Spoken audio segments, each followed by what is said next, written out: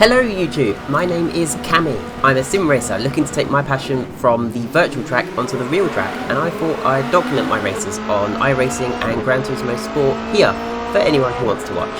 I start on 5th position, I immediately lose my 5th position. Trying to take it carefully into the first corner, Giovanni immediately just takes my 5th position away. So I follow him through the S's. The leaders are getting away. I think O'Sullivan has taken the lead. I'll try and name drop some people. Everyone likes to hear their name in a YouTube video. So yeah, this is one of my favourite tracks.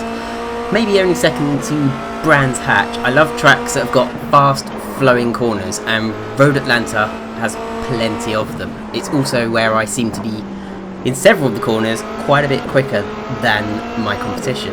So I get my 5th position back, hooray! And then I'm behind Sabolks. He is the guy who won the Division 5 Formula Renault 2. Say that right. Safmari Zabolks, he won the Division 5 Formula Renault 2 Championship. And then I immediately lose my 5th position again. I have a feeling that he is... If I see this guy more often, I think he's going to be my new main rival. That was Sabolks who was my main rival, but he seems to have taken off up the road. But O'Sullivan, he's just gone with the lead. He started second, he's taken the lead, and as you can see in a second through the S's, you can see he's starting to build up a comfortable cushion. And we've got 2nd, 3rd, 4th, 5th and 6th at the moment, all separated only by about a second and a half.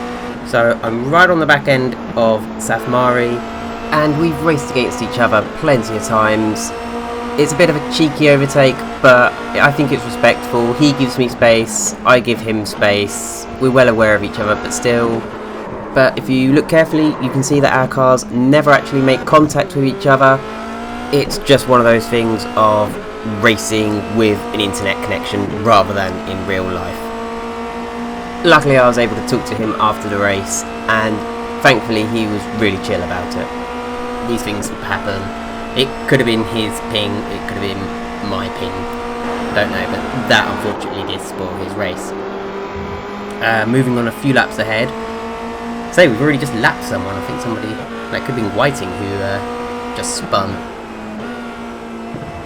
So yeah, on board with Giovanni, and he loses the back end, and it's so easy to do in these Formula Renault cars.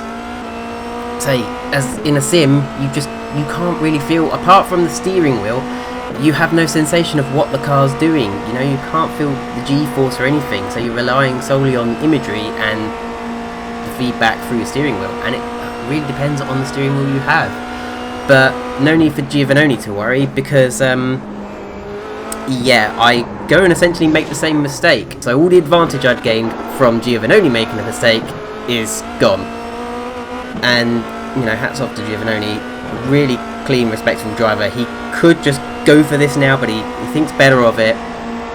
He knows we're both fast. We can just follow each other around the track and hopefully make up time with the front group rather than bickering over 4th place. Because, you know, ideally everyone would like a podium.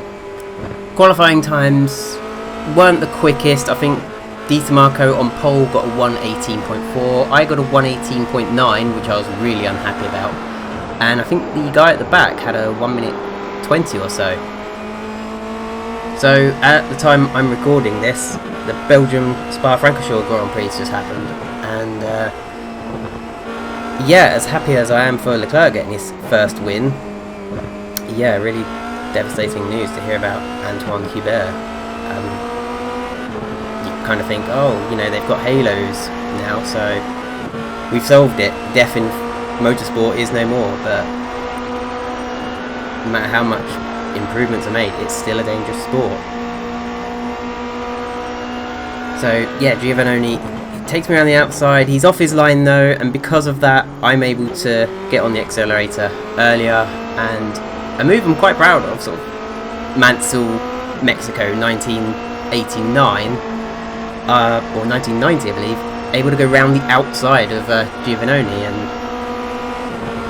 I mean I could have sat behind him, but I think I was genuinely quicker, and I think he might be relying on my slipstream a little bit to keep up with me. But what also happens is when I'm following someone, actually, I tend to be quicker because it's easy to follow the person in front. When you're on your own and you've got an empty track ahead of you, maybe it's just me, it's easy to make mistakes. So I head forward a few more laps. I think this was a 22 lap race, and lucky me, the guy running in second position has spun it.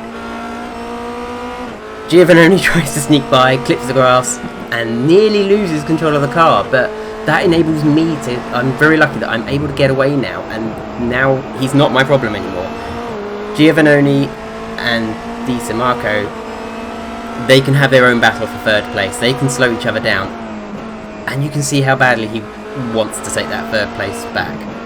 He'd been on pole, and then he was in second place throughout the whole race, and yeah, I just really feel for him, but this is an enjoyable battle. So yeah, you might remember earlier on I mentioned another track that I like other than Road Atlanta, and that was Brands Hatch in Kent. I say I've been there a dozen times through my more than a dozen times through my life. Usually with my dad, a couple of times with friends.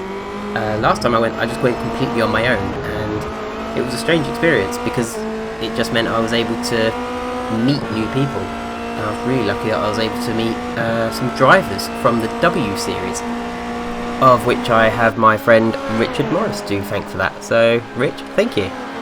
It was because of your links in the industry that I was able to meet one of the W Series drivers, namely Sarah Moore, who came 10th at Brands Hatch after a fantastic battle for 8th.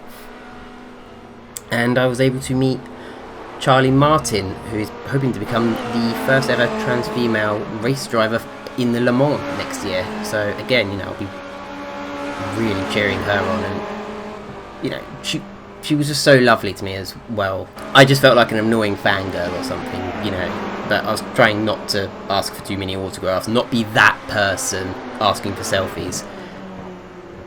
And it kind of, I almost felt inferior with these real race drivers, and then there's me go, well, I'm a sim racer, like that holds any weight or any value. But yeah, she was really lovely to me, introduced me to several people throughout the motorsport industry. Alex, he's a commentator for the Rotax Eurokart Championship. There was John, he runs the Cranfield Simulators, so I hope to get to go on that.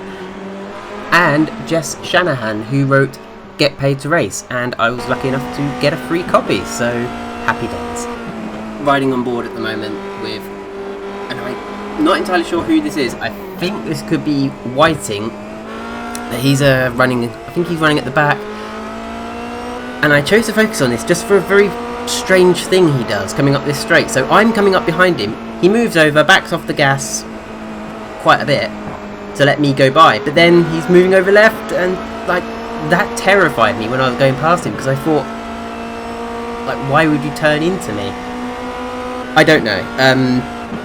Say if you're being lapped, just give the leader plenty of space, because there could have been a netcode issue there, and that could have just spoiled my race or anybody else's race of the drivers who wanted to pass him.